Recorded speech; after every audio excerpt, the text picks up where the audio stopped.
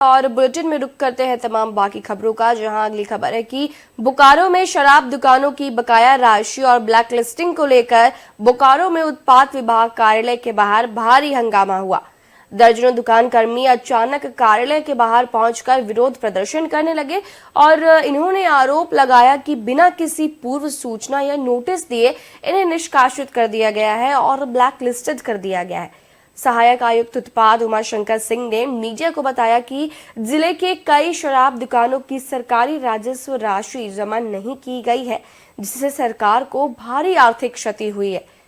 और साथ ही साथ ये भी बताया कि कई दुकानों पर एफआईआर दर्ज है और पेनल्टी भी लंबित है और इसलिए शासन स्तर पर यह सख्त निर्णय लिया गया है। और उन्होंने यह भी आश्वासन दिया कि प्रदर्शनकारियों की मांगों को बोकारो डीसी के समक्ष रखा जाएगा, पेश किया जाएगा और आगे का निर्णय वहीं से होगा।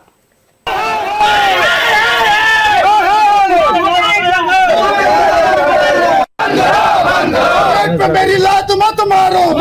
हमको लगता है मोटा मोटी सभी युवा हैं और बिना कारण बताए ये लोग पिछले 10 वर्षों से सेवा दे रहे हैं। तमाम शराब की जो दुकानें हैं उसमें ये लोग पिछले 10 वर्ष से सेवा दे रहे हैं और अचानक ऐसा क्या प्रलय आ गया, कौन सी ऐसी मजबूरी आ गई कि इन तमाम लोगों को जिनका 10 वर्षों से इन्होंने सेवा दिया है, इनका बाल बच्चा और परिवार सबका समेकित है, और ऐसा कौन सा इन लोग को प्रेशर आ गया विभाग को कि सबको ब्लैकलिस्ट कर कारण नहीं बताया गया। और जो भी दुकान से पैसा शॉर्ट होता था तो ये कंपनी लेकर के जाती थी और दुकान अगले दिन मिलाती थी और बोलती थी इतना शॉर्ट है तुमको भरना है। कंपनी पैसा उठा करके लेकर के जाती थी दुकान से और प्लस 3% भी कंपनी लिवाती थी कि 3% लिया जाए, शराब से अधिक 10 रुपया 20 रुपया लिया जाए। और वो हम लोग गाली बात सुन के भी लेते थे और लेने के बाद कंपनी सुबह आके 3% जितना सेल रहता था उतना का 3% जोड़ के लेके चले जाती थी।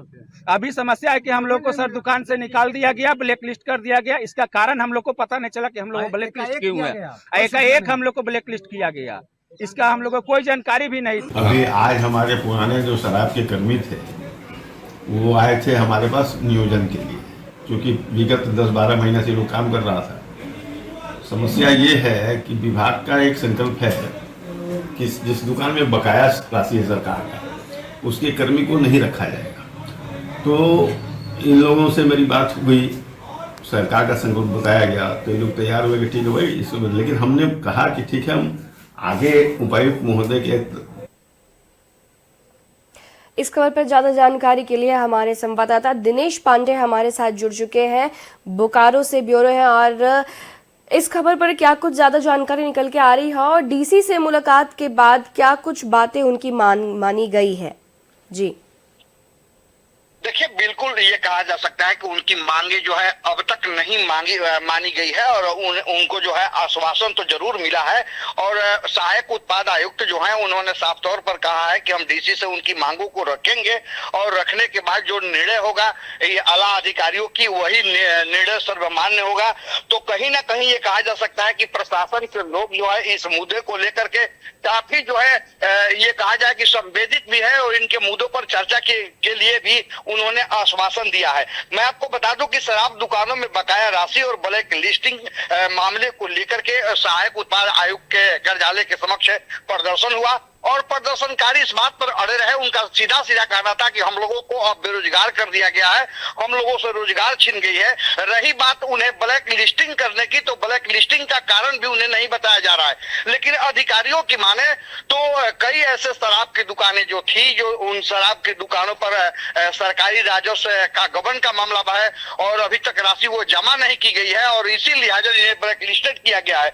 लेकिन ये भी है कि जो कामगार जो है, जो मजदूर जो शराब दुकानों में जो काम कर रहे थे, उनका कहना है कि उनके ऊपर कोई किसी तरह का कोई बकाया नहीं है।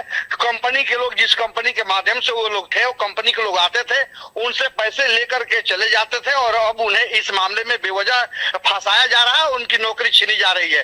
तो कहीं ना कहीं ये कहा जा सकता है कि मामला जो है और तूल पकड़ते जा रहा है। अब तो कांग्रेस के लोग भी उन लोगों के समर्थन में उतर गए हैं और लगातार उनकी बातों को अब ये लेकर के और आंदोलन की धमकी दे रहे हैं। जी, तो जब तक उनकी मांग की पूर्ति नहीं होती है या फिर अभी जब तक कोई निर्णय इस पे नहीं आता, तो क्या तब तक ये प्रदर्शन जारी रहेगा? देखिए अभी तक तो प्रदर्शन कल समझा बुझा करके जो प्रदर्शन जो हो रहे थे उन प्रदर्शन को स्थगित करवा दिया गया है, लेकिन उन लोगों ने एक सप्ताह की समय भी दिया है और एक सप्ताह के अंदर अगर उनकी मांगों पर मांगे नहीं मानी जाती है और उन्हें पुनः नौकरी पर नहीं रखा जाता है इन दुकानों में, तो वे बेशक आंदोलन करेंगे। उनके साथ कांग्रेस भी अब खड़ा रहेगा, जैसा कि कुंज बिहारी पाठक जो है यहाँ के मीडिया प्रभारी हैं, यहाँ के बोकारो के विधायिका श्वेता सिंह का, उन्होंने साफ तौर पर यह स्पष्ट ऐलान कर दिया है कि अब हम खामोश नहीं बैठेंगे। अगर इस तरह की अगर होता है तो हम सड़क से लेकर सदन तक इस मामले को उठाने का काम करेंगे। तो जी दिनेश जी, आपका बहुत बहुत धन्यवाद इस खबर पर ज्यादा जानकारी हमें देने के लिए।